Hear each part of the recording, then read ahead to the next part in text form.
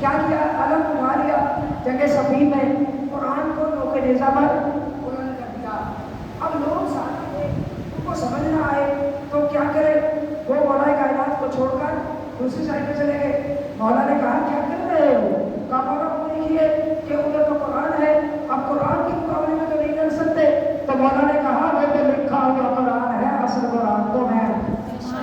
اس کو سمجھیے، مگر تم نے نبی سے نہیں سنا تھا القرآن مع علی علی مع القرآن، قرآن علی کے ساتھ ہے اور علی قرآن کے ساتھ ہے، یہ آپس میں جدا نہیں ہوئے، بس یہ ساتھ ساتھ۔ تو ہمیں بھی چاہیے کہ ہم تعلیمات قرآن کو بہت زیادہ کام کریں، جس طرح آپ نے اہل بیت الحمدللہ اہل بیت سے ہی قرآن سیکھنا ہے۔ کون بتا سکتا ہے قرآن میں کب کون سی آیت کہاں نازل ہوئی؟ یہ ظاہر سی بات ہے وہی بتا سکتے ہیں کہ جن کے گھر کا مکان ہے۔ کیا مولا کو بلایا گیا، ولید نے اپنے دربار کو بلایا، مولا حسین کو کہا تھا کہ دے دو، تو مولا نے کہا کہ ایسے نہیں ہو سکتا، رات کی تاریخی میں تم نے بلا دوں اور آج کی تاریخ میں مجھے کہہ رہا ہے کہ میں دے دوں، کل صبح ہوگی تو پتہ چل جائے گا کس نے بیعت دینی ہے اور کس نے بیعت دینی ہے، لہٰذا کل پھٹ بنا کر کل صبح فیصلہ کریں۔ تو ساتھ بیٹھے مشاور یہ بڑا خراب کام کرتے ہیں، مشورہ دینے والے ہوتے ہیں ہمیشہ خراب کرتے ہیں۔ آج ساتھ بیٹھنے والے نے کہا کہ حسین اب آ گئے ہیں، پھر ہاتھ نہیں لگے، لہٰذا مولا کو اس وقت میرے مولا نے کیا کہا، تو مجھے قتل کرے گا، تو جانتا ہے کہ میں کون ہوں؟ مولا آپ کون ہیں؟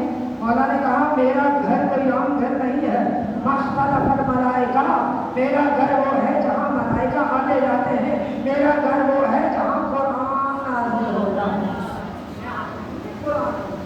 مجھے دھمکی نہ دو، میں علی کا بیٹا ہوں، میں علی شجاع کا شجاع بیٹا ہوں، مجھے دھمکی دینے کی ضرورت نہیں ہے۔ تو قرآن کی بھی توہین کی گئی، اہل بیت کی بھی توہین۔ قرآن مجید کی ایک آیت چلیں تقریباً 10-20 آیتیں میں نے 3-4 حصوں میں پڑھ دی، یہی یاد کر لیجیے۔ بسم اللہ الرحمن الرحیم۔ اتخذ القرآن مہجورا یا رب ان اتخذ القرآن مہجورا۔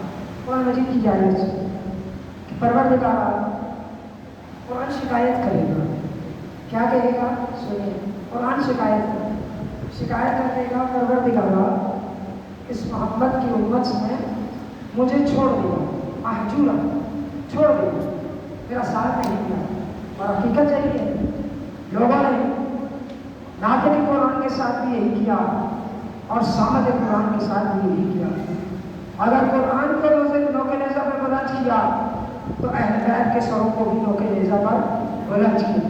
اگر قرآن کو آگ لگائی گئی تو اہل بیت کے حرم کو بھی، خیموں کو بھی آگ لگائی گئی۔ کتنی بڑی توہین ہے کہ اہل بیت کو کبھی اس بازار کبھی اس بازار کہلایا ہے۔